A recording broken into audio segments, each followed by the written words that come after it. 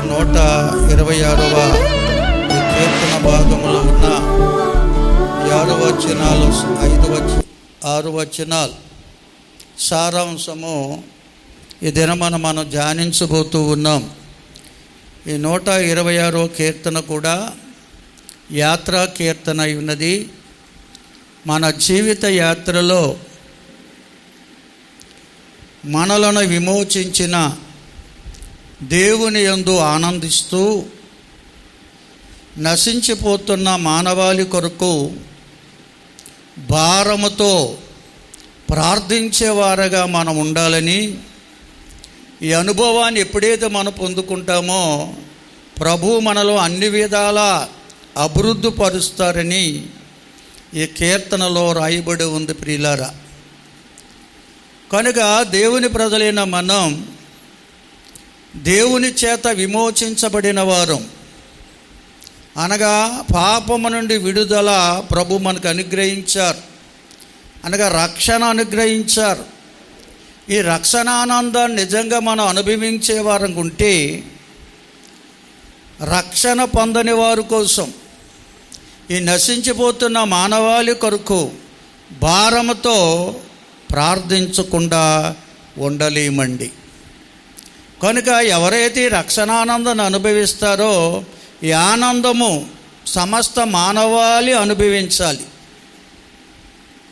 సమస్త మానవాళి కూడా రక్షణానందాన్ని అనుభవిస్తూ నిత్య జీవానికి పాత్రులు కావాలని ఆశతో మనం వారి కోసం కన్నీటితో భారముతో ప్రార్థించేవారమై ఉన్నప్పుడే దేవుని యొక్క ఆశీర్వాదాలు మనం సమృద్ధిగా ఇహలోకములో అనుభవించగలము అనే సత్యాన్ని ప్రతి ఒక్కరూ కూడా గ్రహించాలి. అటువంటి అనుభవాన్ని కడవరి దినాల్లో ప్రతి ఒక్కరూ కలిగి ఉండాలి అనేది ఈ కీర్తన యొక్క ముఖ్య ఉద్దేశం. హల్లెలూయా. కనుక ప్రియులారా, ప్రభు అయిన క్రీస్తు యేసుగా భూలోకానికి వచ్చి ఆయన మనకు రక్షణానందాన్ని ఇచ్చారు. క్రీస్తు పూర్వము కూడా ఆయన ఏర్పరచుకున్న ప్రజలకు ఆయన అనేక రీతిలుగా అనేక స్థితులలో అనేకమైన పరిస్థితుల నుంచి వారిని విమోచించినట్లుగా పరిశుద్ధ గ్రంథంలో ఉంది. తమ్ము విమోచించిన దేవుని యందు ఎవరైతే ఆనందిస్తారో ఈ ఆనందాన్ని మిగిలినటువంటి ప్రజలందరూ కూడా పొందాలని, ఆ విమోచకుడైన దేవుని యందు ఆనందించేవారు ఉండాలని ఆనాడు కూడా ప్రార్థించిన వారు ఉన్నారు. దేవుని ఆశీర్వాదాలు పొందుకున్నవారు ఉన్నారు క్రీస్తు పూర్వం కూడా. దాన్ని మనం ఒకసారి పరిశీలన చేస్తే అపోస్తుల కార్యాల్లో ఆ విషయాన్ని మనం చూడగలమండి. అపోస్తుల కార్యాలు ఒకసారి చూద్దాం ప్రియులారా. 7వ అధ్యాయం అపోస్తుల కార్యములు 7వ అధ్యాయం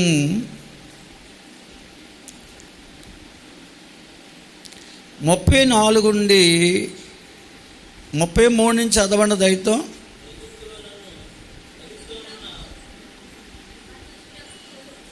ముప్పై నుంచి చదవండి. అందుకు ప్రభువు, నీ చెప్పులు విడువుము, నీవు నిలిచి ఉన్న చోటు పరిశుద్ధ భూమి, ఐగుప్తుల్లోనున్న నా ప్రజల దురవస్థను నేను నిదానించి చూచితిని. వారు మూలుగు వింటిని, వారిని విడిపించుటకు దిగివచ్చి ఉన్నాను. రమ్ము, నేనిప్పుడు నిన్ను ఐగుప్తునకు పంపుదునని అతనితో చెప్పాను. అధికారిగాను తీర్పరిగాను నేను నియమించిన వాడు ఎవడని వారు నిరాకరించిన ఈ మోషేను అతనికి పొదలో కనపడిన దేవదూత ద్వారా దేవుడు అధికారినిగాను విమోచకునిగాను నియమించి పంపెను. ఇతడు ఐగుప్తులోను ఎర్ర సముద్రములోను 40 ఏండ్లు అరణ్యములోను మార్చకార్యములను సూచక్రియలను చేసి వారిని తోడుకుని వచ్చెను. నా వంటి ఒక ప్రవక్త దేవుడు మీ సహోదరుల్లో మీకు పుట్టించునని ఇశ్రాయేలుతో చెప్పిన మోషే ఇతడే.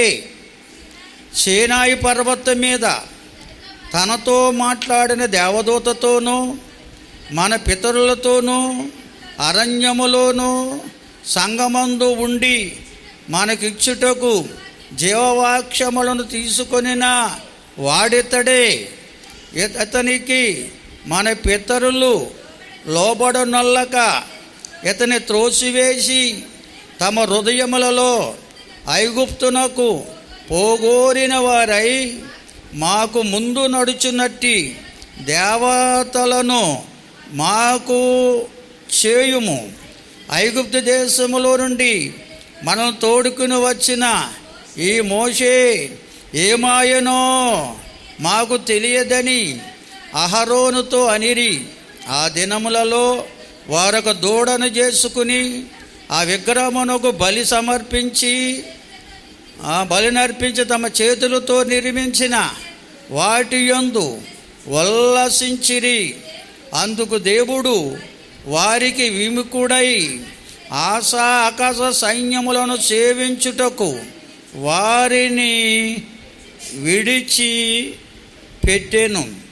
ఇందుకు ప్రమాణముగా ప్రవక్తల గ్రంథముందు ఇలాగ రాయబడి ఉన్నది: ఇశ్రాయేలు ఇంటి వారలారా, మీరు అరణ్యములో 40 ఏండ్లు బలి పశువులను అర్పణలను నాకు అర్పించితిరా.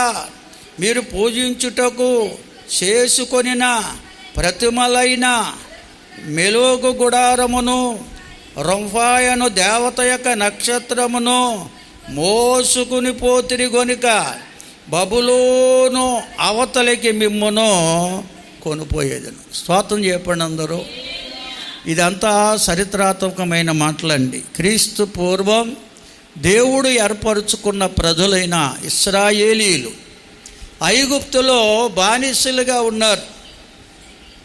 వారు వెళ్ళింది బానిసలుగా కాదు, కానీ వారు కానానులో కరువు వచ్చిందని సర్వసమృద్ధి కలిగిన ఐగుప్తుకి ఇశ్రాయేలు ప్రజలు 70 మందిగా యోసేపు అధిపతిగా ఉండగా, ఐగుప్తుకి అధిపతిగా ఉండగా వెళ్ళారు. వెళ్ళినటువంటి 70 మంది ఇశ్రాయేలు లక్షలాది మంది ఇశ్రాయేలుగా అక్కడ విస్తరించినట్టుగా పరిశుద్ధ గ్రంథంలో ఉంది. లక్షలాది మందిగా విస్తరించారు. అయితే యోసేపు మరణించిన తరువాత ఐగుప్తు దేశానికి మరొక రాజు వచ్చాడు. వాడు యోసేపుని ఎరగినవాడు. ఆ యోసేపుని ఎరగిన రాజు వచ్చాడు కనుక ఇశ్రాయేలు అనగా దేవుని ప్రజలు బహుగా విస్తరించుట చూసి, వీరింకానూ విస్తరించినట్లయితే ఈ ఐగుప్తు దేశం అంతా వారు వశములోకి వెళ్ళిపోద్దని భయపడి ఐగుప్తీయుల యొక్క స్త్రీలు ప్రసవించినప్పుడు మగబిడ్డను గాని కంటే పురుటిలోనే ఆ బిడ్డని తీసుకెళ్ళి నైలు నదిలో పడవేయమని వాడు ఆజ్ఞ ఇచ్చినట్టుగా రాయబడి ఉంది. అటువంటి దినాల్లో ఇశ్రాయేల్లో స్త్రీలు ఎవరైనా ప్రసవిస్తే మగబిడ్డ పుడితే ఆ మగబిడ్డని తీసుకెళ్ళి నైలు నదిలో పడేసేవారు, పుట్టిన బిడ్డని వెంటనే. అదే దినాల్లో మోషే పుట్టాడు. ఆ మోషే పుట్టినప్పుడు ఆ తల్లిదండ్రులు ఆ యొక్క అధికారులు కనపడకుండా 3 నెలలు జాగ్రత్తగా పెంచారని పోషించారని, ఇక దాయలేక దేవునికి అప్పగించి ఒక జమ్మి పెట్టెలో పెట్టి జమ్మి పెట్టెకు కీలు పూసి నైలు నదిలో విడిచిపెట్టారని. నైలు నదిలో విడిచిపెట్టేటువంటి బిడ్డను మరి దేవుడు ఏ విధంగా కాపాడుతాడో ఎదురు చూశారట. తన యొక్క అక్కైన మిరియాము, తన తల్లి కూడా ఎదురు చూసినట్లుగా రాయబడి ఉంది. దేవుని యొక్క సంకల్పం మోషే ఆ బిడ్డ పట్ల ఉంది కనుక ఆ రాకుమార్తె చెలికత్తెలతో నైలు నదికి రావడం, ఆ జమ్మిపెట్టెలో ఉన్న బిడ్డను చూడడం, ఆ బిడ్డను పెంచుకోవడానికి మనసు పడడం, ఆ బిడ్డను తన కన్నా తల్లినే దాదిగా ఆ బిడ్డ దాదిగా తీసుకుని అప్పగించడం, ఈ రీతిగా చిన్న బిడ్డ నైలు నదిలో ఆ జమ్మిపెట్టులో దొరికాడు కనుక నీళ్ళలోంచి దొరికాడని మోషే అనే పేరు రాకుమార్తె పెట్టినట్టుగా రాయబడి ఉంది. ఈ రీతిగా చిన్న బిడ్డ పెరిగి పెద్దవాడై రాకుమార్తె కుమారుడిగా పెంచబడుతున్న సమయంలో ఆ పెంచినటువంటి దాదిగా ఉన్న తన తల్లి సృష్టికర్తైన దేవుని కొరకు, తాము ఆరాధిస్తడం అంటే దేవదేవుని కొరకు, ఆ దైవ సంకల్ప బిడ్డ పట్ల ఏ విధంగా ఉందో దేవుడే ఆ బిడ్డను కాపాడి, ఏ రాజ అంతఃపురం నుండి భయంకరమైన ఆజ్ఞలు వచ్చాయో అదే అంతఃపురములో రాకుమార్తె కుమారుడిగా పెరిగే ధన్యత దేవుడే ఈ మోషేకు దేవుడు ఇచ్చాడని తన దాదిగా పెంచుతున్న తల్లే అన్ని విషయాలు తెలియజేసిందని, ఆ సృష్టికర్తైన దేవుని యొక్క సంకల్పం తన పట్ల ఆ విధంగా ఉండడం పెరిగినటువంటి ఈ మోషే పెద్దవాడైనప్పుడు అని రాశాడు. అనగా అప్పటికి 40 సంవత్సరాల వయసు అండి. ఐగుప్తు సకల విద్యలో నేర్చుకున్నాడు. ఐగుప్తు రాకుమార్తె కుమారుడిగా పెంచబడుతున్నాడు మోషే. అతడు దైవ చిత్తాన్ని తెలుసుకున్నాడు. దేవుని నా పట్ల ఆయనకు గొప్ప సంకల్పం ఉందని, ఉద్దేశం ఉంది కనుకనే ఆ భయంకరమైనటువంటి మనస్థితి నుంచి నన్ను విడిపించి రాకుమార్తె కుమారుడిగా నన్ను పెంచి ఇంతగా దీవించాడని, ఆ దీవించిన దేవుని కొరకే జీవించాలనే సమర్పణ మోషేకు వచ్చిందటండి. ఆ సమర్పణ వచ్చినటువంటి మోషే తన ప్రజలైన ఇశ్రాయేలును చూడడానికి వెళ్ళాడట. పనిపాట్లు చేసిన చూడడానికి వెళ్ళాడట. ఆ శ్రమ పడుతున్నటువంటి ఇశ్రాయేల్ మధ్యకి వెళ్ళినప్పటికీ ఐగుప్తీయుడు ఒకడు ఇశ్రాయేల్లో ఒకడిని వాడు దండిస్తున్నాడంట, వేధిస్తున్నాడట. అది చూసిన మోషే తట్టుకోలేక ఐగుప్తుడిని కొట్టగా ఐగుప్తుడు చనిపోయాడని, వాడు చనిపోయిన తర్వాత ఐగుప్తుడిని తీసుకెళ్ళి ఇసుకలో కప్పేసి రాజుగారికి భయపడి ఐగుప్తుని విడిచి మిద్యాన్ అరణ్యానికి పారిపోయాడని, ఇదంతా దేవుని యొక్క సంకల్పం అని రాయబడి ఉంది. దేవుని స్తోత్రం చెల్లిందాం అందరం. మిద్యాన్ అరణ్యానికి వెళ్ళి తన మామయ్యని ఎత్రో ఇంటిలో చేరి మామ యొక్క కుమార్తెను చేసుకుని అతని బిడ్డలను కంటూ 2 బిడ్డలను కని ఐగుప్తు మిద్యాన్ అరణ్యములో మందలో మేపుతున్నటువంటి మోషేకు దేవుడు దర్శనమిచ్చాడని రాయబడి ఉంది. మండుచున్న పొదలో ఉండి ఆ దేవదేవుడు దర్శనమిచ్చాడట. ఆ దర్శనం ఏంటో చూడాలని ఆ పొద కాలుతున్నట్టు కనపడుతుంది, కానీ పొద కాలిపోవట్లేదు, కానీ అగ్ని మళ్ళీ దహించి అగ్ని ఆ పొదలోంచి కనపడుతుంది ఆయనకి. ఇదేంటి ఇంత దహిస్తున్న అగ్ని కనపడుతుంది పొదలో, పొద కాలిపోవట్లేదు, పొగొస్తుంది, ఏంటో ఆశ్చర్యం చూడాలని మోషే ఆ కొండ మీదకి వెళ్ళినట్లుగా రాయబడి ఉంది. ఎప్పుడైతే కొండ మీద పొద దగ్గరికి వెళ్ళాడో దేవుడు మోషేతో మాట్లాడుతున్నాడు. మోషే, ఇది పరిశుద్ధమైన స్థలం, నీ చెప్పులు విడిచిపెట్టు అన్నాడు. హల్లెలూయా. తరువాత మోషేతో దేవుడు మాట్లాడడం ప్రారంభించాడు. ఐగుప్తు దేశంలో బానిసలుగా ఉన్న నా ప్రజల యొక్క మొరను నేను విన్నాను, వారి మూలుగులు నేను విన్నాను, వారి కన్నీటి ప్రార్థన నేను విన్నాను, వారు పడుతున్న శ్రమలో నేను చూశాను. కనుక నిన్ను ఐగుప్తుకి పంపించబోతున్నాను. ఐగుప్తు రాజైన ఫరో చేతిలోంచి నా ప్రజలైన ఇశ్రాయేలును విడిపించి నా సహవాసంలో నడిపించాలని దేవదేవుడు మోషేకు ఆజ్ఞాపించినట్లుగా రాయబడి ఉంది. హల్లెలూయా. తర్వాత మోషే భయపడ్డం, ప్రభు ధైర్యపరచడం, తర్వాత మోషే ఐగుప్తుకి వెళ్ళడం, తన అన్నయ్యన అహరోను సహకరించడం, అక్కైన మిరియాం సహకరించడం, ఈ రీతిగా ఐగుప్తు దేశంలో నుండి ఇశ్రాయేలు ప్రజలు విడిపించి అరణ్య మార్గములో మోషే వారు నడిపిస్తున్నప్పుడు ఎర్ర సముద్రం ఎదురుగా వస్తే ఎర్ర సముద్రాన్ని కూడా 2 పాయలుగా చేసి ఆరిన నేలను వారిని దాటించిన దేవుడు అరణ్య మార్గములో నడిపిస్తూ ఆకలేస్తే మన్నాను కురిపించి, దాహమేస్తే బండ నుంచి మదర జలాన్ని పుట్టించి తృప్తిపరిచిన దేవుడు. పగటి ఎండవేళలా ఎండకు సోలిపోతారేమోనని మేఘస్తంభాన్నిచ్చి కాపాడిన దేవుడు, రాత్రి వేళ చీకటిలో వెలుగునివ్వడానికి అగ్నిస్తంభముగా ఉండి వారు నడిపించిన దేవుడు, వారి యొక్క పాదాలు వాయకుండా, వస్త్రాలు మాయకుండా వారు అడిగిందల్లా ఇచ్చి నడిపిస్తున్న దేవదేవుడు. ఆ దేవదేవుడిని వారు మరిచిపోయారటే. ఎందుకంటే వారు నడిపిస్తున్నటువంటి మోషే దేవునితో మాట్లాడడం కొరకు, అయ్యా నువ్వు ఐగుప్తు నుంచి వారిని విడిపించావు, కానీ వారు నాకు అప్పగించి అరణ్య మార్గములో మాకు తోడుగుండి నడిపిస్తున్నావు, కానీ వీరు నీలో ఉన్న ఆనందాన్ని అనుభవించలేకపోతున్నారు, లోకం వైపే చూస్తున్నారు. కానీ కారణం ఏమిటో అడగడానికి, దేవుణ్ణి అడగడానికి ఆ సీనాయి కొండ మీదకి వెళ్ళాడని 40 రేయింబవళ్ళు కనిపెట్టి ప్రార్థన చేస్తున్న సమయంలో ఇశ్రాయేల్ ప్రజలందరూ కూడా ఆలోచించారట, ఇంతవరకు మనం నడిపించిన మోషే ఏమైపోయాడు, కనుక మనం పూజించడానికి ఒక దూడను చేయమని అహరోనును అడిగారటండి. వారి వద్ద ఉన్న బంగారం అంతా కూడా సమీకరించి అహరోను ఒక దూడను చేయగా వారందరూ దూడకు పూజ చేయడం ప్రారంభించారు. దూడను పూజ చేస్తూ ఆనందించడం ప్రారంభించారు. దేవుడు మోషేతో చెప్పాడు, ఇదిగో ఇంతగానో ప్రయాసపడి వారిలో ఉన్న లోపం ఏమిటో నేను ధర్మశాస్త్రం ద్వారా తెలియపరిచాను. అయితే నువ్వు కిందకి దిగి వెళుతున్నప్పటికీ వారు ఇదిగో ఒక దూడను పూజ చేస్తూ ఆనందిస్తారు అని చెప్పేసి దేవుడు మోషేతో చెప్పాడు. కొండ దిగి వస్తున్నటువంటి మోషే ఆ భయంకర దృశ్యాన్ని చూడగానే కోపోద్రేకుడై తన చేతిలో ఉన్న ధర్మశాస్త్ర సంబంధమైన 2 రాతి పలకలు ఇసిరి కొట్టాడట. ఆ 2 రాతి పలకలు కూడా పగిలిపోయాయి. ప్రియులారా, అనేక మంది చనిపోయారు ఆ సమయంలో. అయితే మరలా మోషే దేవుణ్ణి అడిగాడు. మళ్ళా మరొక 40 దినాలు రేయింబవళ్ళు దేవసందులో కనిపెట్టగా దేవుడు మరలా ధర్మశాస్త్రాన్ని ఇచ్చాడు. హల్లెలూయా. దగ్గరగా దేవుని స్తుతించండి అందరూ. ధర్మశాస్త్రం అనగా శిక్షాస్మృతి.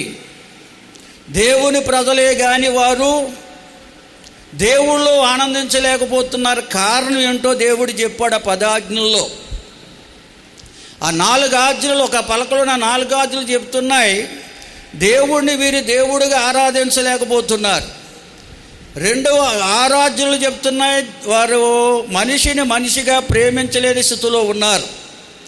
ఎందుకంటే వీరిలో చెడుతనం అనేది నిలిచి ఉంది. ఐగుప్తు నుండి మాత్రం విడిపించబడ్డారు, కానీ పాపము నుండి వారు విడుదల పొందలేదు కనుక దేవునిలో ఆనందించలేకపోతున్నారు, లోకానందములోనే పరుగులు తీస్తున్నారు. ఇది దేవుడు చెప్పిన సత్యం. దేవుని స్తోత్రం చెల్లించండి అందరూ. దగ్గరగా దేవుని స్తోత్రం చెప్పండి అమ్మా. ఆనాడు ఇశ్రాయేలు ప్రజలు ఐగుప్తు నుంచేతే విడుదల పొందుకున్నారు. అరణ్య మార్గములో దేవుడు నడిపించాడు.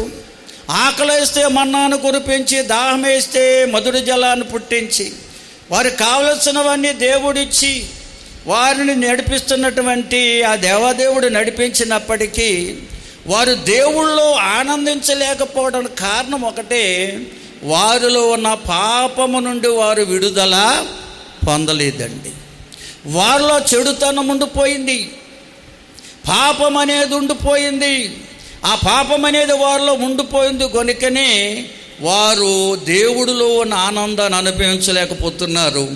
ఆ పాపం వారిని లోకం వైపే ప్రేరేపిస్తుంది, లోకానందం వైపే వారిని నడిపిస్తుంది, కానీ దేవుళ్ళో ఉన్న ఆనందాన్ని అనుభవించలేని వారిగా మార్చేసిందట. దేవుని స్తోత్రం చెప్పండి బిగ్గరగా.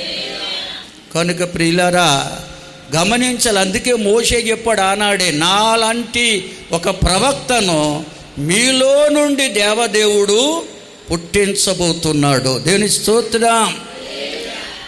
పుట్టించబోతున్నాడు. అదే అపోస్తుల కార్యములో దాన్ని వివరించాడండి. ఒక్క మాట చదవండి, ముందుకెళ్ళిపోదాం.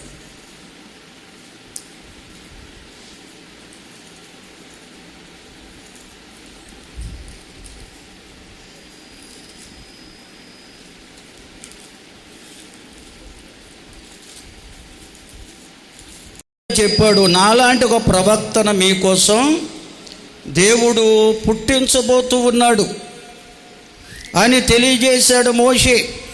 ఆ తెలియజేసిన మోషే ఆ ప్రభువైన క్రీస్తు యేసుగా భూలోకానికి రాబోతున్నాడని 3వ అధ్యాయం 26లో చూడనమాట. మోషే ఆనాడే చెప్పాడు, ఇదిగో నాలాంటి ఒక ప్రవక్తను మీకోసం పుట్టించబోతున్నాడు. నా ద్వారా ధర్మశాస్త్రాన్ని ఇచ్చాడు. ధర్మశాస్త్రం అంటే మీలో ఉన్న పాపాన్ని ఎత్తు చూపించేది. కానీ ఆ పాపాన్ని నుంచి విడిపించడానికి నాలాంటి ప్రవక్తను ఒక్కరిని ఆయన మళ్ళా పుట్టించబోతున్నాడు. ఆయన లోకానికి వచ్చి సమస్త మానవాళిని దుష్టత్వం నుంచి విడిపించడం కొరకు తన్ను తానే అప్పగించుకోబోతున్నాడు. ఆయన ద్వారానే పాప విమోచన అనేది లోకానికి జరగబోతుందని ఆనాడే మోషే చెప్పాడండి. స్తోత్రం చెబుతారు అందరూ. హల్లెలూయా, హల్లెలూయా, హల్లెలూయా. చూడండి ప్రియులారా, ఇక్కడ ఒక మాట ఉంది. తీతుకు రాసిన పత్రికలో అపొస్తలుడైన పౌలు భక్తుడు చెప్తాడు ఈ మాట. 2వ అధ్యాయము 11వ వచనం చదవండి.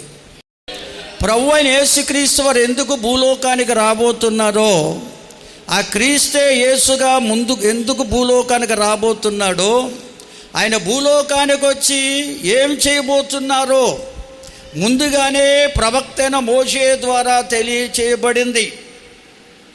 తర్వాత భక్తులు ఎందరో ఈ విషయాన్ని ఈ మానవాళికి జ్ఞాపకం చేయడం ప్రారంభించారు. ప్రియులారా, మోషే ముందే చెప్పాడు, ఆయన లోకానికి రాబోతున్నాడు, సమస్త దుష్టత్వం నుంచి మానవాళిని విమోచించబోతూ ఉన్నాడు. అయితే ధర్మశాస్త్రం అయితే పాపం అంటే ఏంటో తెలియజేసింది, కానీ మానవులో ఉన్న పాపమును తొలగించలేకపోయింది. ఈ పాపైన మానవుణ్ణి పాపము నుండి విడిపించలేకపోయింది, రక్షణ అనుగ్రహించలేకపోయింది. ప్రియులారా, అందుకే నానాటి ప్రజలు దేవునిలో ఆనందించవలసిన వారు లోకములోనే ఆనందిస్తూ లోక సంబంధులుగానే జీవించారు. కనుకనే ఈ లోకములో ఉన్నా కానీ ఈ లోకానందాన్ని అనుభవించేవారుగా కాకుండా, ఈ లోక సంబంధులుగా కాకుండా దేవుని సంబంధులుగా ఈ మానవులు జీవించాలని ఆ దేవదేవుడు మానవాళి పాప విమోచన కొరకు ఏ పాపము లేని యేసయ్య భూలోకానికి రావాల్సి వచ్చింది. రావడమే కాదు, పాపులైన మానవులందరి కొరకు కల్వరి శిలువకు తన్ను తాను అప్పగించుకోవలసి వచ్చింది. హల్లెలూయా. పాపైన మానవుడు పొందవలసిన శిక్షను ఏ పాపము లేని ప్రభువారు పొంది పాపానికి విమోచన అనుగ్రహించాడు. కనుక మనం ప్రియులారా లోకములోంచి ప్రత్యేకపరచబడ్డమే కాదు, పాపము నుండి కూడా విడుదల పొందిన వారము. హల్లెలూయా. ఆనాడు ఇశ్రాయేలు ప్రజలు ఐగుప్తు బానిసత్వం నుంచి విడుదల పొందారు, కానీ పాపము నుండి విడుదల పొందలేకపోయారు. కనుక దేవుడు ఎన్ని అద్భుతాలు వారి జీవితంలో జరిగించిన, ఎన్ని ఆశ్చర్య కార్యాలు వారి జీవితంలో జరిగించిన వారు దేవునిలో ఆనందించలేకపోయారు. అందుకే లోకములోనే వారు నశించిపోయారు. హల్లెలూయా, హల్లెలూయా. ఈ విషయాన్ని మనం గుర్తించాలి. అంతే కొరింథీ మొదటి పత్రికలో పౌలు గారు దాన్ని జ్ఞాపం చేశారు. కొరింథీ మొదటి పత్రిక 10వ అధ్యాయం మొదటి నుంచి చదివినట్లయితే, ఎందుకంటే ఆయనాడు ఇశ్రాయేలు ప్రజలు ఐగుప్తు నుంచి అంటే విడుదల పొందారు, దేవుని అద్భుతాలు ఎన్నో చూశారు, కానీ అనేకులు దేవుళ్ళు ఆనందించలేకపోయారు, లోకానందములోనే ములుగు తేలారు. కనుక వారు అరణ్యములోనే రాలిపోయారు, దేవుడిచ్చిన వాగ్దత్త భూమికి చేరలేకపోయారు. అలాగే ప్రియులారా, ఈనాడు దేవుని ప్రజలైన మనం, క్రైస్తవులని చెప్పుకుంటున్న మనం లోకము నుండి ప్రత్యేకపరచబడ్డమే కాదండి, పాపము నుండి విడుదల పొందిన వారము. హల్లెలూయా. వారైతే పాపము నుంచి విడుదల పొందలేదు, ఈరోజు మనమైతే పాపము నుండి కూడా విడుదల పొందాం. ప్రభువైన యేసుక్రీస్తు కల్వరిలో సిందించిన పరిశుద్ధ రక్తము ద్వారా విమోచించబడిన వారు మనం. కనుక లోకములోంచి ప్రత్యేకపరచడమే కాకుండా లోకములో ఉన్న మన లోక సంబంధులం కాము. ఎందుకంటే దేవుడు మన లోకం నుంచి ప్రత్యేకపరిచాడు. మనలో ఉన్న పాపం నుండి మనలో ఉన్న పాపాన్ని తీసివేశాడు, రక్షణ మనకు అనుగ్రహించాడు. కనుక మనం ప్రభువులో ఆనందించే వారముగా ఉండాలి. హల్లెలూయా. ప్రభువులో ఆనందించే వారంగా ఉండాలి, కానీ లోక సంబంధులముగా లోకానందం కొరకు పరుగులు తీసే వారంగా ఉండడానికి ఎంత మాత్రమో వీలు లేదని పరిశుద్ధ గ్రంథం హెచ్చరిస్తుంది ప్రియులారా. కనుక లోకములోంచి మనం లోకములో ఉన్నా కానీ లోక సంబంధులం కాము. మనలో ఉన్న పాపాన్ని ప్రభు అయిన క్రీస్తు యేసు తుడిచివేశారు కనుక, ఆ పాపం నుంచి విడిపించారు కనుక మనలో ఏ పాపము లేని వారమై ఉండి ప్రభువులో ఆనందించే వారంగా మనం ఉన్నట్లయితే ప్రియులారా, ఇటువంటి ఆనందాన్ని అనుభవించిన వారు అనేక మంది ఉన్నారు లోకములో. లోకములో పాపములో పరుగులు తీస్తూ లోకానందాన్ని అనుభవిస్తూ లోక సంబంధులుగా జీవిస్తూ నశించిపోతున్న వారు ఎందరో ఉన్నారు. కనుక ఈ రక్షణానందాన్ని అనుభవించే అనుభవం మనలో ఉంటే, ఈ రక్షణానందం మనలో నిజంగా ఉంటే, ఈ రక్షణానందాన్ని ప్రతి ఒక్కరూ పొందాలనే ఆశతో నశించిపోతున్న మానవాళి కొరకు మనం భారముతో ప్రార్థన చేస్తామటండి. దేవుడు కోరేది అదే. మనం ఎందుకు ప్రభు రక్షించాడంటే, మనం రక్షించబడి నశించిపోతున్న వారిని రక్షణలోకి ఆకర్షించేవారు ఉండాలని దేవుని ఉద్దేశం. అటువంటి దేవుని ఉద్దేశం ఎవరైతే నెరవేరుస్తారో వారిని దేవుడు అంచెలంచెలుగా అభివృద్ధిపరుస్తాడు, ఆశీర్వదిస్తాడని పరిశుద్ధ గ్రంథం సాక్ష్యం ఇస్తుంది ప్రియులారా. హల్లెలూయా, హల్లెలూయా.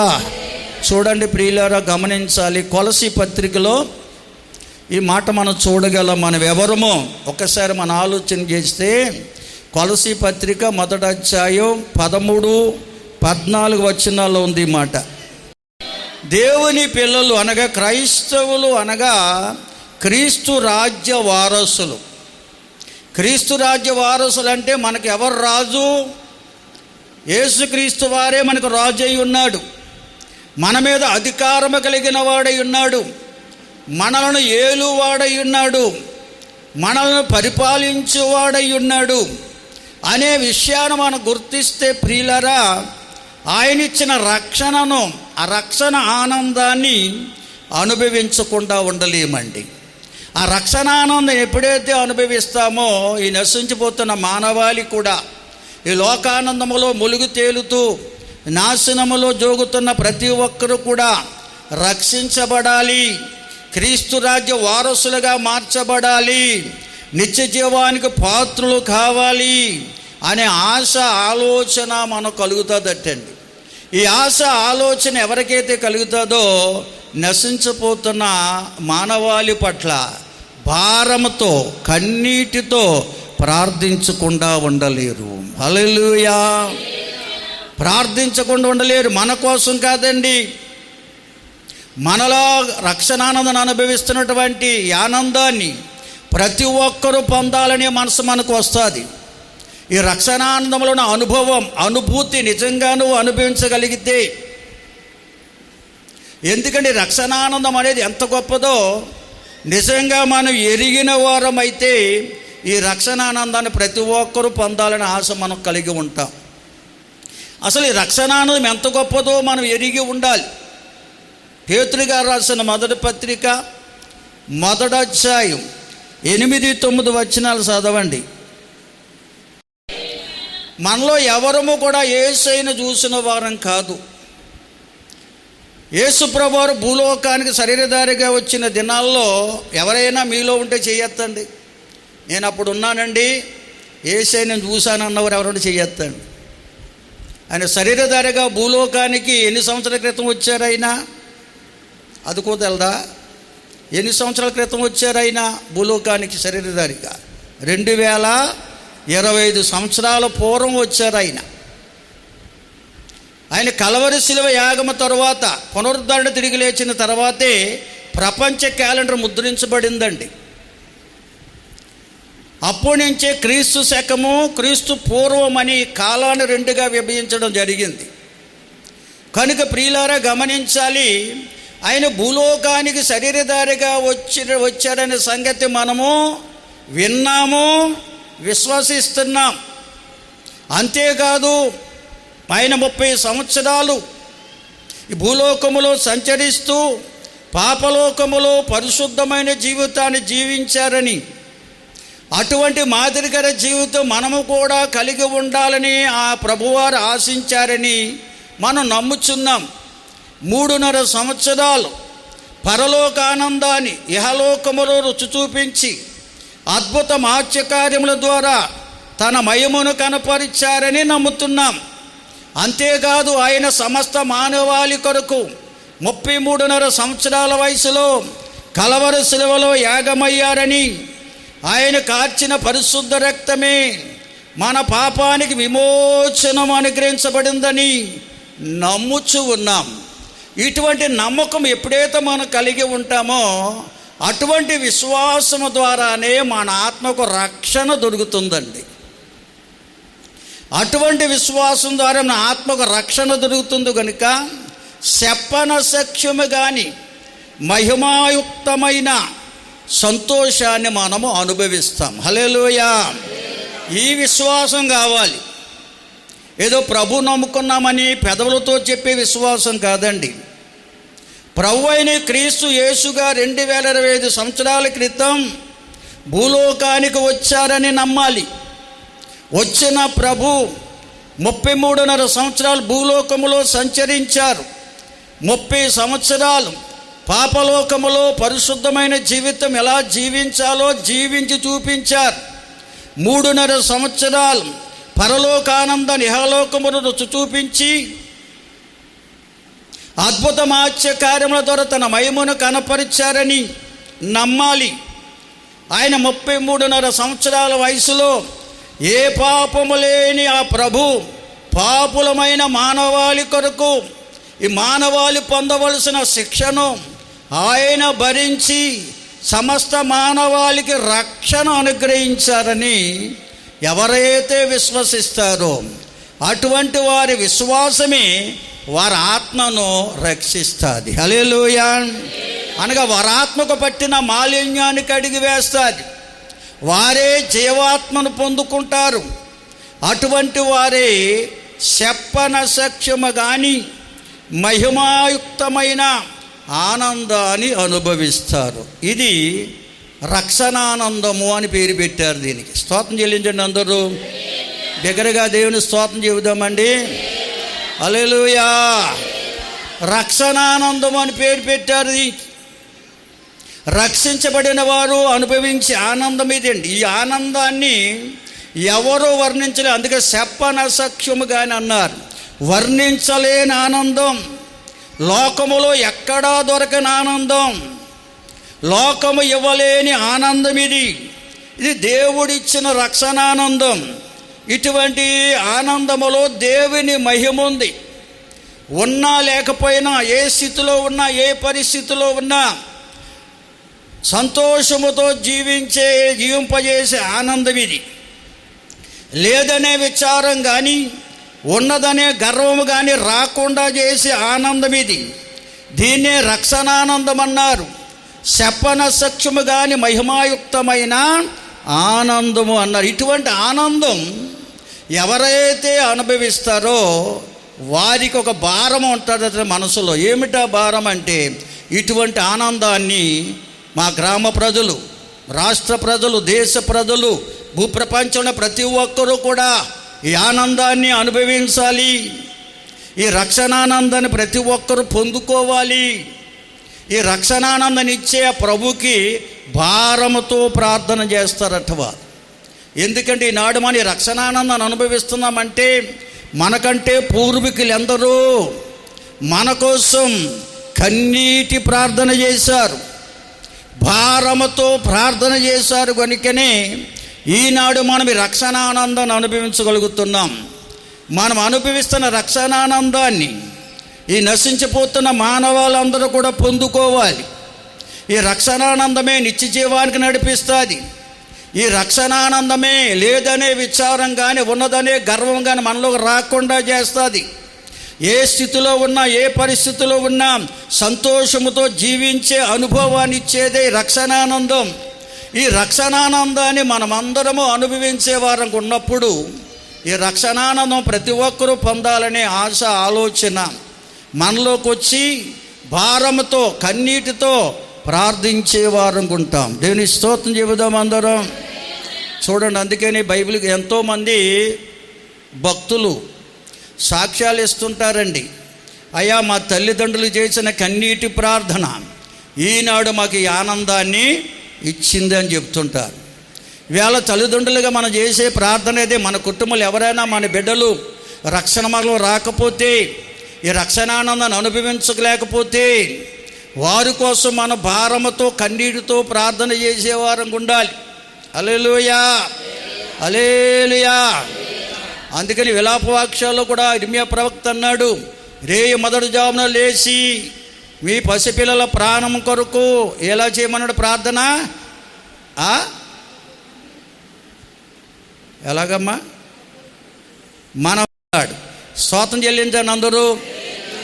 ఎంతమంది చేస్తున్నారు ఈవేళ ప్రార్థన? నిజంగా ఈ ఆనందాన్ని అనుభవించేవారే చేయగలరా ప్రార్థన? వీళ్ళ చాలామంది బాప్తిసం పొందుతున్నారు కానీ ఆత్మరక్షణ పొందట్లేదండి. బాప్తిసం పొందినంతరాని ఈ ఆనందం నీలోకి రాదు. నీటి బాప్తిసం ద్వారా రక్షణ మార్గంలోకి వచ్చిన వారు రక్షకుడైన క్రీస్తు యేసుకు అప్పగించుకుంటేనే నీ ఆత్మకు రక్షణ ఇస్తాడు. ఆయన తన జీవాత్మను నీలో పంపిస్తాడు. అప్పుడే నువ్వు రక్షణ ఆనందాన్ని అనుభవించగలవు. దేవుని స్తోత్రం చెబుదాం అందరం.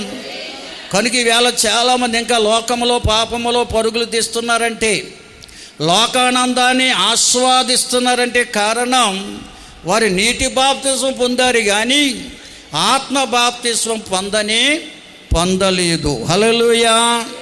నువ్వు ఆత్మ బాప్తిస్వం పొందకపోతే ఈ రక్షణానందం నీలోకి రాదు. ఈ రక్షణానందం నీలోకి రాకపోతే నశించిపోతున్న ఆత్మల కొరకు భారంతో నీవు ప్రార్థన చేయలేవు. నీకోసమే చేసుకుంటావు కానీ నశించిపోతున్న మానవాళి కొరకు ప్రార్థన చేసే అనుభవం కావాలండి. స్తోత్రం చెబుదామా?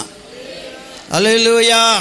అందుకని బాప్తిసం ఇచ్చి యోహాను అన్నాడు, ఇదిగో నేను నీటితో బాప్తిసం ఇస్తున్నాను, నా వెనుక వచ్చి చిన్నవాడు నాకంటే గొప్పవాడు, ఆయన ఆత్మలోను అగ్నిలోను బాప్తిసం ఇస్తాడన్నాడు. హల్లెలూయా. కనుక ఈ ఆత్మ బాప్తిసం అనేది ప్రతి ఒక్కరూ పొందాలి. అది పొందిన వారే ఎన్ని శ్రమలు, ఎన్ని కష్టాలు, అగ్ని లాంటి మహాశ్రమలు ఎదురైనా కానీ వారు ఎంత మాత్రం చింతించరంట, ప్రభువులోనే సంతోషిస్తారట. ఆ యొక్క రక్షణానందం అనేది అంత గొప్పదండి. కనుక ప్రతి ఒక్కరు దేవుని బిడ్డ కూడా రక్షణానందాన్ని అనుభవించాలి. ఆనాడు ఇశ్రాయేలు ప్రజలు ఐగుప్తు నుంచే ఎంతే విడిపించబడ్డారు, అద్భుతాలు ఎన్నో చూశారు కానీ పాప విమోచన పొందలేకపోయారు. కనుక ఈ పాప విమోచన పొందని వారు రక్షణానందాన్ని అనుభవించలేకపోయారు. లోకానందముతో పరుగులు తీసి అరణ్యములోని అనగా లోకములోనే రాలిపోయారు. లోక సంబంధులుగానే చనిపోయారండి. దేవుని రాజ్యాన్ని చూడలేకపోయారు. దేవునికి స్తోత్రం. మనం అటువంటి వారంగా ఉండకూడదని దేవదేవుడు తెలియజేస్తున్నాడు. అందుకని కొరింథీ మొదటి పత్రిక ఒక్కసారి చూద్దాం. 7వ అధ్యాయములోకి రండి. 7వ అధ్యాయం 14వ వచనం చదవండి. ధర్మశాస్త్ర పండితుడైనటువంటి గమాలేలు పాదముల వద్ద ధర్మశాస్త్రం నేర్చుకున్న గొప్ప కోవిదుడు అతను. అటువంటి ధర్మశాస్త్ర పండితుడైనటువంటి ఈ సౌలు పౌలుగా మారకముందు ఆయన అనుకునేవాడట, నేను ఎదుట వారికి మేలు చేయాలి, కీడనేది చేయకూడదు, అందరిలో మంచివాడు అనిపించుకోవాలి, చెడ్డగా నేను ప్రవర్తించకూడదు అనుకునేవాడట. కానీ అనుకునేవాడు కానీ అతడు మేలు చేసేవాడు కాదు, కీడే చేసేవాడు. మంచిగా ప్రవర్తించేవాడు కాదు, చెడ్డగానే ప్రవర్తించేవాడు. కారణం అతనిలో పాపం అనేది దాగి ఉందట. హల్లెలూయా. అతడు ధర్మశాస్త్రాన్ని బోధిస్తున్నాడు. ధర్మశాస్త్రం అటువంటి ఆజ్ఞలన్నీ అనేకులకు తెలియజేస్తున్నాడు. కానీ ఈ ధర్మశాస్త్రాన్ని ఎంతగా బోధించినా ధర్మశాస్త్ర క్రియల ద్వారా ఎంత భక్తి చేసినా పాపం అనేది అతనిలోంచి తొలగిపోలేదు. హల్లెలూయా. అందుకన్నాడు ధర్మశాస్త్రం అనేది ఏ మానవుణ్ణి కూడా సంపూర్ణ సిద్ధి కలుగ చేయలేదు. ధర్మశాస్త్రం అనేది పాపం అంటే ఏంటో తెలియజేసేదే కానీ మనలో దాగి ఉన్న పాపాన్ని తీసివేసేది కాదు. హల్లెలూయా. కనుక ప్రియులారా, అందుకనే పౌలు భక్తుడు సౌలుగానే దినాల్లో ఆయన ఎంతో మేలు చేయాలి, మంచిగా జీవించాలి అనుకునేవాడంట. జీవించలేకపోయాడు అంటే కారణం తెలుసుకున్నాడు, నాలో దాగి ఉన్న పాపమే అంటాడు. అందుకనే చివరి వచనంలో అదే అధ్యాయము రోమపత్రిక చివరి మాటలో ఆయన చెప్తాడు చూడండి, 23, ప్రభువైన యేసుక్రీస్తు కల్వరి శిలువ యాగము ద్వారానే మానవాళికి పాప విమోచన దొరికింది. ధర్మశాస్త్ర క్రియల ద్వారా ఎంతకాలం మనం భక్తి చేసినా మనలో ఉన్న పాపము మనలోనే ఉండిపోద్దండి. ఈ పాప నియమము నుంచి తొలగించిన వాడు ప్రభు అయిన యేసుక్రీస్తు వారు మాత్రమే. దేవుని స్తోత్రం చెల్లిందాం అందరం. హల్లెలూయా. పాప నియమమును బహు దూరముగా చేసి కనుక ప్రభు అయిన యేసుక్రీస్తు నమ్ముకున్న వారందరూ ప్రభువులో జీవించేవారు ఉండాలి. ప్రభు యొక్క ఆత్మను కలిగి జీవించేవారు ఉండాలి. హల్లెలూయా. ఎప్పుడే ప్రియులారా చెప్పనసఖ్యముగాని మహిమాయుక్తమైన ఆనందాన్ని మనం అనుభవిస్తామండి. ఎన్ని శ్రమలు వచ్చినా, కష్టాలు వచ్చినా, శోధనలు వచ్చినా, ఎన్ని రుణబాధలు ఉన్నా, ఏ వ్యాధి బాధలు మనల్ని కలవర పెడుతున్నా కానీ ఆ ప్రభు ఇచ్చేటువంటి ఆత్మ నియమం అనేది, అనగా ఆత్మలో కలిగించే ఆనందం అనేది ఇవన్నిటినీ కూడా మరిపించేదిగా ఉంటుందట. దేవుని స్తోత్రం. హల్లెలూయా. కనుక ప్రతి ఒక్కరూ క్రైస్తవులు అనబడే ప్రతి సోదరి సోదరుడు క్రీస్తు ఆత్మను సంపాదించుకోవాలి. క్రీస్తు ఇచ్చే జీవాత్మను పొందుకున్నప్పుడే వారు ఆత్మరక్షణ పొందిన వారు అవుతారు. ఆత్మరక్షణ పొందిన వారిలోనే చెప్పనసఖ్యము కానీ మహిమాయుక్తమైన ఆనందం ఉంటుంది. దైవ సన్నిధిలోని ఆనందం ఎంత గొప్పదో వారికే తెలుసండి. లేకపోతే ప్రభు నమ్ముకుంటారు కానీ లోకానందం వైపే పరుగులు తీస్తారు, లోకములోనే పాపములోనే పరుగులు తీస్తారు కానీ దైవ సన్నిధిలోని ఆనందం వారు పొందుకోలేరట. కనుక ఆనందాన్ని పొందుకున్న వారి యొక్క అనుభవాలు ఎలా ఉంటాయో ఒక్క విషయాన్ని మీకు చూపించి నేను ముగించబోతున్నాను. అపోస్తుల కార్యాలు 16వ అధ్యాయం 25వ వచనంలో ఇక్కడ పౌలు శీల అనే భక్తులు ఉన్నారండి.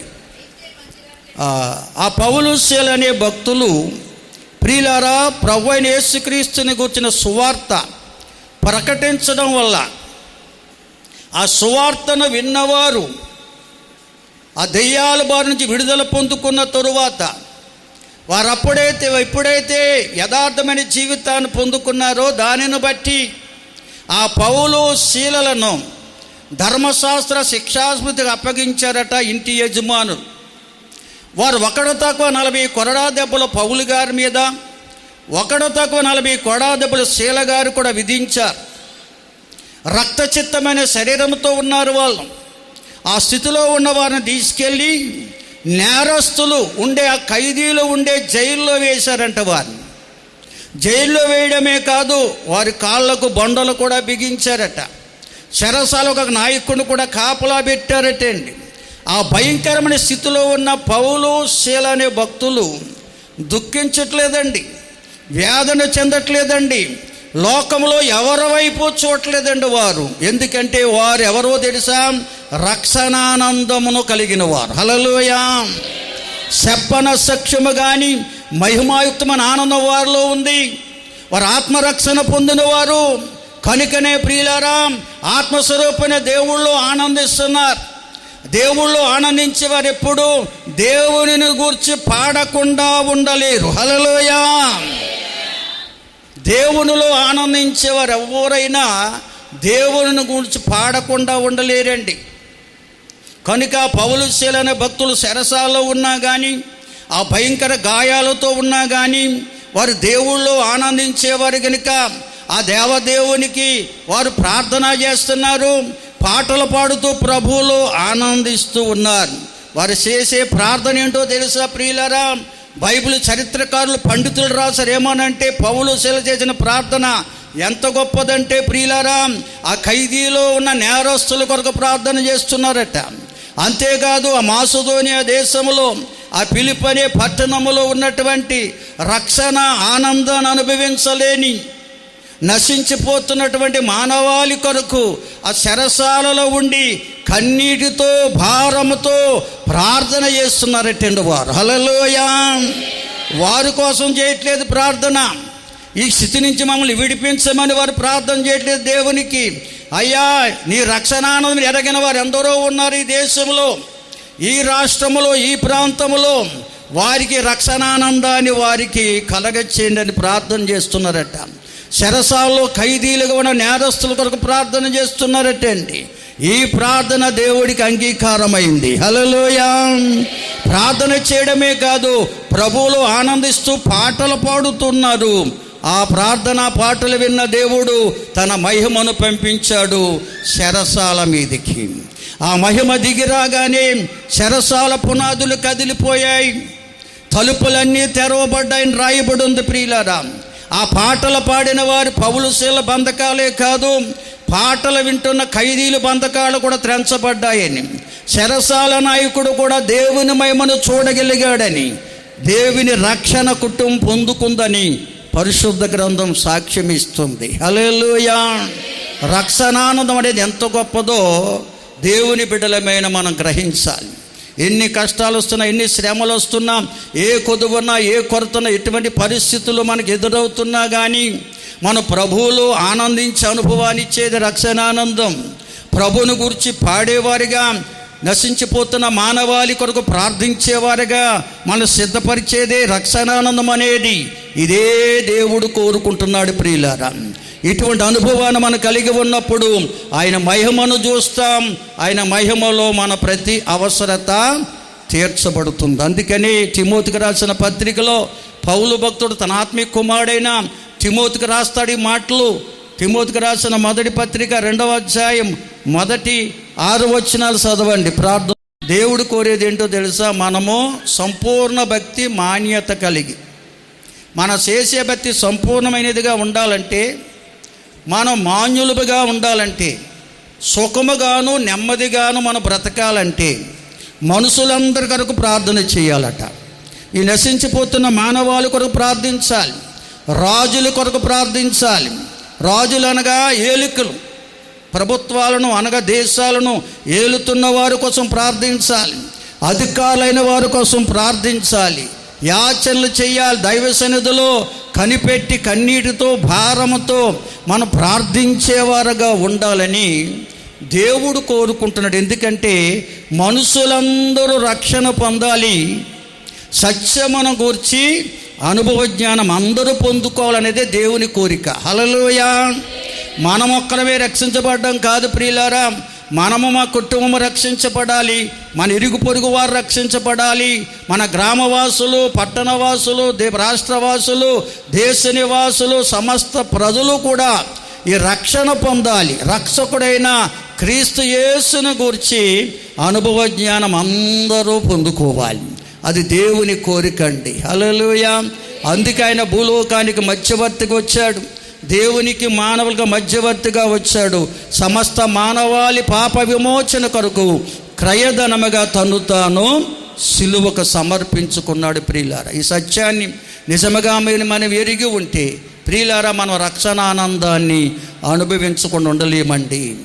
రక్షణానందాన్ని ఎప్పుడైతే నువ్వు అనుభవిస్తావో రక్షణ పొందలేని వారి కోసం భారముతో కన్నీటితో ప్రార్థించే వారం ఉంటాం. ఇదే విషయాన్ని ఫిలిప్పీకి రాసిన పత్రికలు కూడా చెప్పాడు. 4:4 చదివితే, ప్రభువునందు ఆనందించండి, ఎల్లప్పుడూ ప్రభువునందు ఆనందించండి, ఆమె సహనమును సకల జనులకు తెలియబడనివ్వండి, అప్పుడు ప్రభువు మీకు సమీపంగా ఉంటాడు. దేని కొరకు చింతించవద్దు, ప్రతి విషయంలో ప్రార్థన చేస్తారు, విజ్ఞాపన చేస్తారు, కృతజ్ఞత పూర్వకంగా మీ విన్నపాలు దేవునికి తెలియజేస్తారు. అప్పుడు సమస్త జ్ఞానానికి మించిన దేవుని సమాధానం మీ యేసుక్రీస్తు ద్వారా మీ హృదయాలకు తలంపులకు కావలి ఉంటుంది. ఈ గొప్ప సత్యాన్ని మనం గుర్తించాలి. అందుకనే కష్టం వచ్చినా, శ్రమ వచ్చినా, శోధన ఉన్నా, వ్యాధి ఉన్నా, బాధ ఉన్నా, కొదువున్నా, కొరతున్నా ప్రభువులో ఆనందించే అనుభవం మనకు ఉండాలండి. ఈ అనుభవం ఎవరికి వస్తుందంటే ఆత్మరక్షణ పొందిన వారికి వస్తుంది. ఏదో నీటి బాప్తిస్మం ఆయన మార్గంలోకి వచ్చిన వారికి దొరకదు.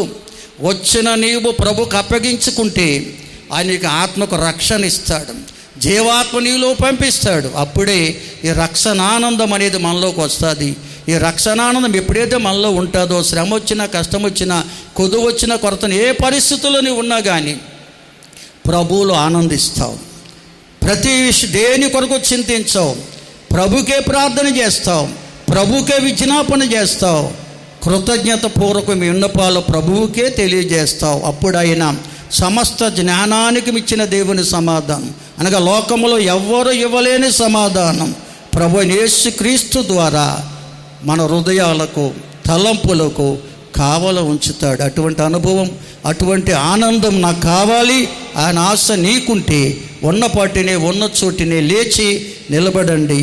కింద కూర్చున్న వారు మోకరించండి. మీకోసం నేను ప్రార్థించబోతూ ఉన్నాను. మహిమగల దేవా, మీకే వందనాలు, స్తోత్రాలు, స్తుతులు నాయనా. ఇంతవరకు ఈ ఆరాధనలో మీరుండినైనా మీరు ఇచ్చిన ఉపదేశ క్రమాన్ని బట్టి స్తోత్రం. ఎందరైతే నైనా మనసు అప్పగించుకుని విన్నారు, ఎందరైతే నీ వాక్యానికి ఈ దినమును అప్పగించుకున్నారో ప్రభువా, ఇప్పుడే ప్రభువా నీకు వందనాలు. వారి ఆత్మలో అయా శపన సూక్ష్మ కానీ ఆ రక్షణానందాన్ని నూతనముగా పుట్టించండి తండ్రి. వీళ్ళు అనేక మంది ఆనాడు కూడా ఇశ్రాయేలు ప్రజలు ఐగుప్తు నుంచి విడిపించబడ్డారే కానీ, అద్భుతమాత్యకాలు ఎన్నో నీ ద్వారా చూశారే కానీ పాపము నుండి విడుదల పొందలేకపోవడం వల్ల లోకానందములో మునిగి తేలి నశించిపోయారు నాయన.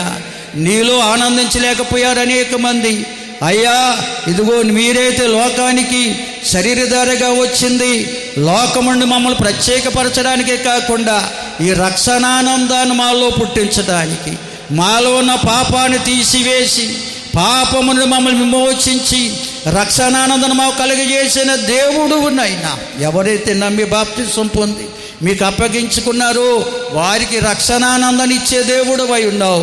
ఈ రక్షణానందం అనేది ఎంత గొప్పదో ప్రభువా, మా జీవితాన్ని ఏ విధంగా అయా ఫలభరితముగా నడిపిస్తుందో, ఈ నామానికి మహిమకరముగా నడిపిస్తుందో, నీ మహిమను చూసేవారిగా ఆ మహిమలో ప్రతి అవసరత తీర్చుకునేవారిగా చేస్తుందో నీ లేఖనాల ద్వారా మాతో మాట్లాడుతూ వచ్చారు. విన్న వాక్యం ప్రతి హృదయంలో ఫలించే కృపనివ్వండి నాయన. వినేసి విడిచిపెట్టేవారుగా కాకుండా ఈ ఆనందాన్ని నేను అనుభవించాలి. ఈ ఆనందాన్ని అనుభవిస్తూ నశించిపోతున్న మానవాళి కొరకు భారముతో ప్రార్థించి దేవుని మహిమను చూడాలి. ఆ మహిమలో ఉన్న ప్రతి అవసరత ప్రభు తీరుస్తాడని దృఢ సంకల్పం ప్రతి ఒక్కరు కలిగి ఉండడానికి కృపనివ్వండి నాయన. వచ్చిన ప్రతి బిడ్డను దీవించండి తండ్రి. తెచ్చిన ప్రతి కానుక అంగీకరించండి. అనేక మంది రోగులై ఉన్నారు, స్వస్థపరచండి. గాయపడిన వారు ఉన్నారు, గాయాలు కట్టండి ప్రభువా. గర్భఫలం కొరకు ఎదురు చూస్తున్న బిడ్డలు ఎందరో ఉన్నారు, వారి గర్భాలు తెరవమని అడుగుచున్నాను తండ్రి.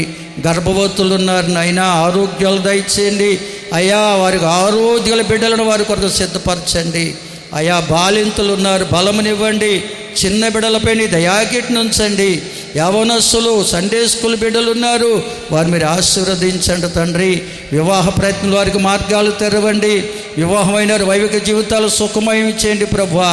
మందిర నిర్మాణంలోనూ ఈ పరిచయలోనూ సహకరించిన బిడ్డలు ఉన్నారు, సహకరించబోతున్న బిడ్డలను కూడా మీరు ఆశీర్వదించమని వేడుకుంటున్నాం. ఆయా దేశాల్లో, ఆయా రాష్ట్రాల్లో, ఆయా ప్రాంతాల్లో ఉంటున్న సంఘ బిడ్డలందరినీ మీరు జ్ఞాపకం చేసుకోండి ప్రభువా. ఈ రక్తపు కోటలో వారిని భద్రపరచునైనా వారి కష్టార్జితాలు దీవించండి. వారి కొదువులు కొరతల మహిమలు తీర్చు తండ్రి. విదేశాల నుంచి స్వదేశానికి రావడానికి అయా ప్రయత్నిస్తున్న బిడ్డలకు మార్గాలు తెరవండి నాయనా. సుఖప్రయాల వరకు దయచేయమని అడుగుచున్నాం తండ్రి. నీకు వందనాలు.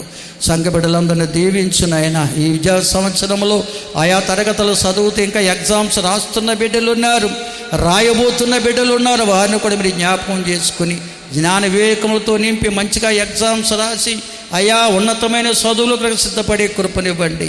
ఉన్నతమైన విద్యను అభ్యసించి ఉద్యోగ ప్రయత్నాల వారికి మార్గాలు తెరవండి. ఆటంకాలు తొలగించిన ఆయన అద్భుతాలు చేయండి. వచ్చిన ప్రతి బిడ్డను పేరు పేరున దీవించమని అడుగుచున్నాం. మా ప్రియులు సంఘ పెద్ద గారు సుదర్శన్ రావు గారు, సుగుణమ్మ గారు అరిగాని, అలాగే వారి యొక్క మనవరాళ్ళు మానవుడు కూడా నయనంతో బలహీనుల జ్వరంతో మత్తబడి ఉండగా వారిని ఇప్పుడే దర్శించి పరిపూర్ణ విడుదలనివ్వండి. సుగుణమ్మ గారు ఎంతో బలహీనురాలైంది, ఇంకా జ్వరంతోనే నైనా మంచాన్ని పట్టుంది. ఆ బిడ్డను మీరు దర్శించునైనా ఇప్పుడు నేను రక్తాన్ని బిడ్డపై ప్రోక్షించి పరిపూర్ణ స్వస్థత విడుదల దయచేయండి నాయన. ఇంకా సంఘంలో అనేక మంది రోగులు ఏంటుండగా ముట్టు బాగు చేయండి. సోదరి అయ్యా రత్నం గారి పట్ల వారు చూపించిన కనికారాన్ని బట్టి వందనాలు. పరిపూర్ణ స్వస్థత ఇచ్చి నీ సాక్షిగా నిలవబెట్టండి. రేపటి దినమన మా ప్రియులు బావగారు అయ్యా కీర్తిశేషులు సుదర్శన్ రావు గారి యొక్క జ్ఞాపకార్థ కూడిక వారి గృహమునందు జరగబోతుండగా మీ హస్తం తోడుగా ఉంచమని, అయ్యా వారికి కావలసిన సమస్తము సమకూడి జరిగించి ఆ కూడిక ద్వారా కుటుంబానికి ఒక ఆదరణ ధైర్యమును అనుగ్రహించమని, వచ్చిన ప్రతి బిడ్డను పేరు పేరును దీవించమని, మా గ్రామ ప్రజలు, పరిసర ప్రాంత ప్రజలు, రాష్ట్ర దేశ ప్రజలు, నాయకులు, అధికారులను దీవించమని, యుద్ధవాతం అణిచివేసి ఆర్థిక సంక్షోభం నుంచి విడుదల అనుగ్రహించమని, సహాయం చేసి మహిమ పొందమని యేసు ఉన్నత నామములో అడిగి వేడుకొనుచున్నాము తండ్రి, ఆమేన్. మన తండ్రి అయిన దేవుని ప్రేమ, కుమారుడైన యేసుక్రీస్తు వారి దివ్య కృప, పరిశుద్ధాత్మ దేవుని సన్నిధి, సమాధానం మనకు మన కుటుంబాలకు, క్రీస్తు యేసుని ప్రేమిస్తున్న సకల ప్రజలకు సదాకాలము దేవుని కృప సమాధానం తోడుగా ఉండి నడిపించునుగాక. ఆమేన్. యేసు రక్తమే జయం, ప్రభు రక్తమే జయం. యేసునామానికి సంపూర్ణ విజయం. అపవాది క్రియలకు అనంత నాశనం కలుగునోగాక. ఆమేన్, ఆమేన్. అందరికి వందనాలు. ప్రభు మిమ్మల్ని దీవించుగాక.